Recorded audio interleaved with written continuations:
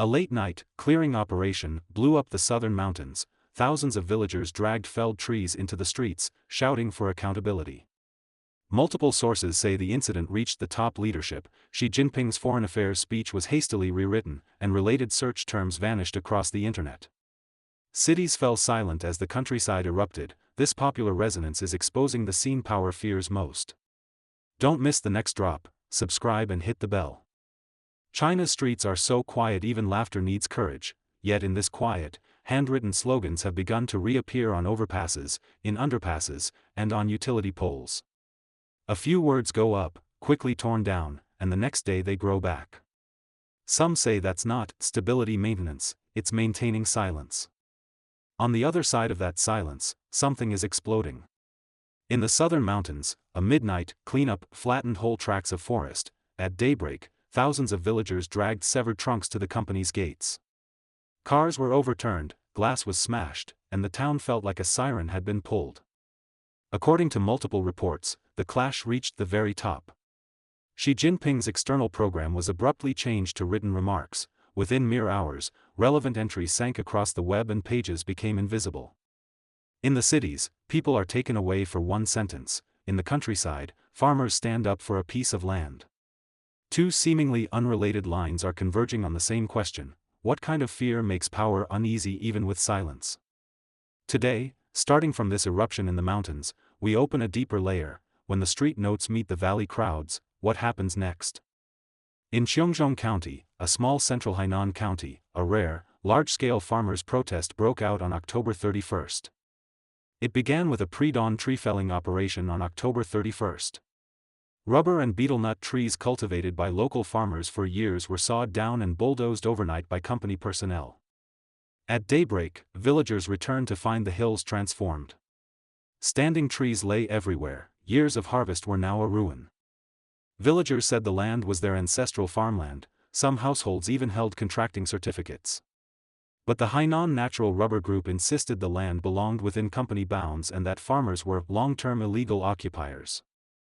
The company argued it had long notified farmers to sign leases and pay rent, that talks failed multiple times, and it was therefore lawfully clearing non-rubber crops.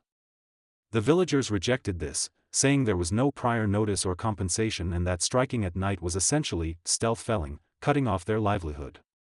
That evening, thousands of villagers, dragging felled betel-nut and rubber trunks, surged to the office of Hainan Natural Rubber Industry Group's Zhechai branch, sealing its gates. At first, villagers surrounded the building demanding an explanation. Company staff never came out, watching from inside instead. As night deepened, the crowd grew and tensions rose. Shouts rang out, "Down with the rubber group! Down with the bandit den!" echoing through the valley. As anger spun out of control, some villagers laid tree trunks across the entrance, some pounded on the iron gate and cursed, others hurled stones and wood. Cars and SUVs parked outside were overturned, windows shattered. The company's signboard was torn down and smashed to pieces. Company staff were trapped inside. The situation was precarious. Riot police soon arrived, formed a human wall with shields to contain the scene, and escorted employees out. According to multiple on-site videos and witnesses, around 10:30 p.m. police fired warning shots into the air. The already taut atmosphere snapped tighter, roars, sobs, and sirens mixing together. By around 1 a.m., the crowd dispersed. The office grounds were a wreck, broken betel-nut and rubber trunks strewn across the road, overturned vehicles in the mud, shattered glass everywhere among branches and stones. The plight of Zhechai's villagers resonated across Hainan. Young people from townships around Zhongzhong, and from Danzhou, Baisha, and Wuzhishan, drove in to support the protesters. At dawn on November 1st, the county formed a joint investigation team, calling it a historical land rights dispute, emphasizing no casualties and a stable situation. That afternoon, the Public Security Bureau issued a bulletin saying the crowd had been dispersed and the government would handle matters lawfully to protect all parties' rights. The X-account, yesterday, reported that under government mediation on November 1st, villagers received 588,600 yuan in compensation and 100,000 yuan for replanting. Hainan shocks Jiangju, Xi's speech urgently rewritten. According to former Inner Mongolia Government Legal Office Director Du Wan, the protest quickly reached Xi Jinping, who was in Gyeongju, South Korea, for a diplomatic showcase. She reportedly cancelled a planned APEC CEO meeting appearance to hear a briefing on the Hainan unrest. What was to be a keynote speech became written remarks. She was said to be furious, ordering the Hainan Provincial Committee to stabilize the situation quickly, strictly hold those responsible to account, and prevent spread. He demanded the General Office and Hainan authorities report details immediately. Hainan convened a closed-door meeting that night to brief the incident and stress strict prevention of escalation. Multiple leaders at the rubber group were reportedly removed and placed under investigation. Meanwhile, the Cyberspace Administration moved fast, reportedly under Wang Xiaohong's direct supervision. Within hours, Hainan and national platforms deleted posts and videos with keywords like Zhongzhong, rubber group, warning shots, and protest, at an intensity exceeding past practice. Local residents said that between the early hours of October 31 and dawn of November 1, the flood of on-scene videos, comments, and threads that had been online virtually vanished overnight. On Douyin, Weibo, and Kuaishou, search results were wiped, accounts muted, and news links deleted. The internet felt cut off. Hainan launched a stability maintenance operation to prevent spillover to neighboring counties. What the CCP fears most isn't infighting, it's popular awakening. For the CCP, infighting is never the worst.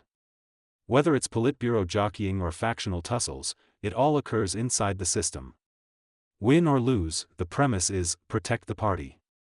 What can truly shake the foundation isn't standing committee balance, it's those uncontrollable, bottom-up protests. These incidents are the hardest for Xi to predict or contain because they share fatal traits: they spread easily, mobilize quickly, end badly, and carry extreme uncertainty.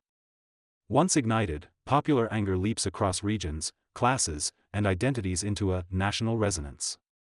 Any local injustice, any on-scene clip, any "can't stand it" can be the fuse. The speed of this emotional contagion beats any political circular and even the propaganda machine. The classic example is the White Paper movement of late 2022.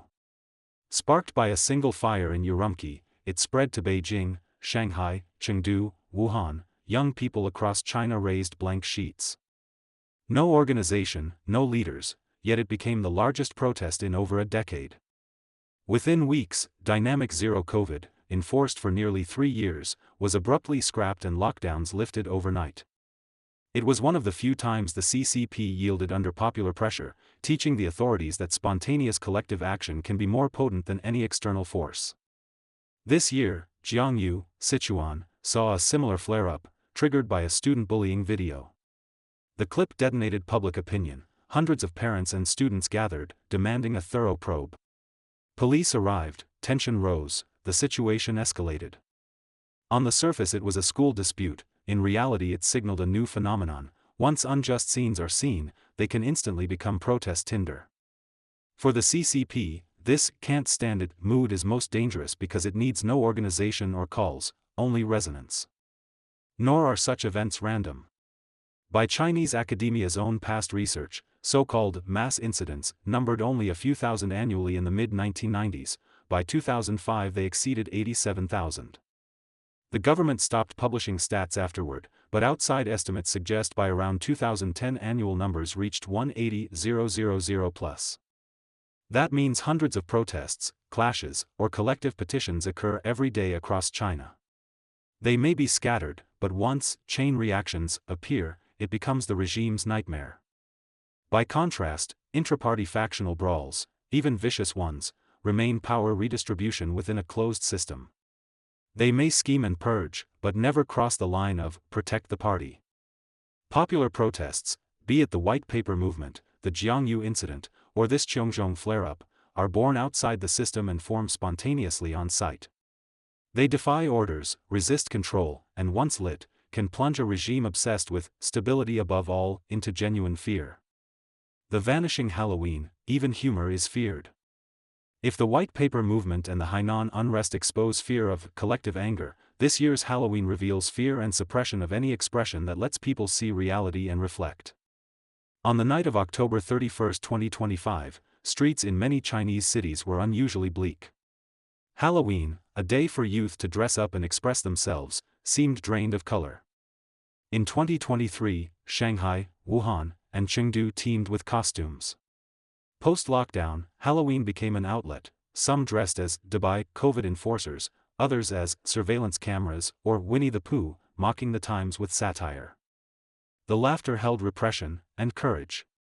Authorities first mistook it for play, but when images went viral and were read as political metaphors, they realized even a holiday joke could become collective reflection on power. In 2024, they clamped down hard and made arrests. Any costume with metaphor, satire, or insinuation of authority, whether exposing hypocrisy or protesting injustice, was labeled an instability factor.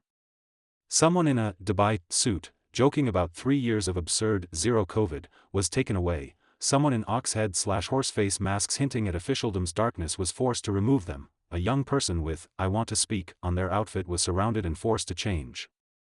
One food delivery rider dressed as Zhu Beiji was stopped by police mid-route. Halloween is Western and not recognized in China, no costumes allowed today. They recorded his info and ordered rectification. After he changed into a floral jacket, he was stopped again, and told to rectify.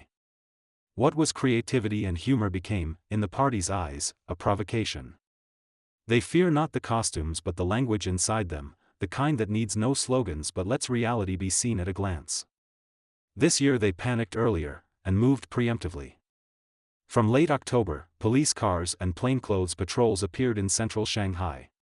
Temporary checkpoints at Jing'an Temple and Jiulu Road stopped and questioned costumed youth, ordering no cross-dressing gatherings.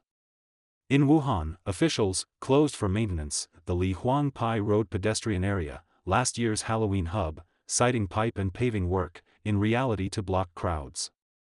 Even so, many youths celebrated in dispersed fashion, some questioned by police, some had props confiscated, more chose low-key outfits and slipped through the crowd. In Harbin, Nanjing, and elsewhere, youths tried to go out, a few dressed as Dubai or mimicked political figures and were driven away. Universities and agencies issued discipline notices forbidding participation. Some schools demanded participants confess and write self-criticisms afterward. This year's rigor extended to ordinary cosplay.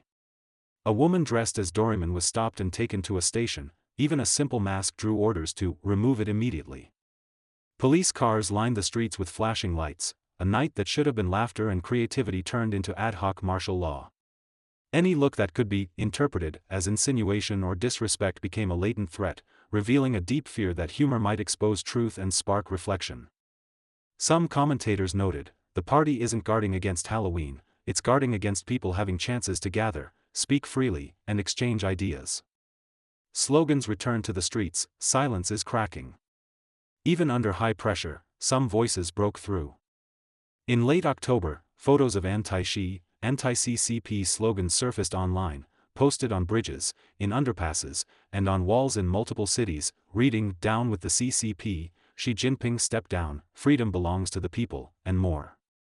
They were quickly removed, but their very appearance caused a tremor. This isn't the first time. Since the White Paper movement, scattered handwritten slogans, banners, and graffiti have appeared. Without organization or leaders, they share the same mood: weariness of lies, dissatisfaction with reality, and hunger for truth. In a country where even laughter is censored, such direct slogans are the barest, and riskiest, expression. Precisely because of that, each appearance is like a fissure on the surface of a muted society, reminding us that silence never equaled consent. And it is this silence that most terrifies the CCP. Because it knows, every suppressed laugh could be the overture to the next eruption.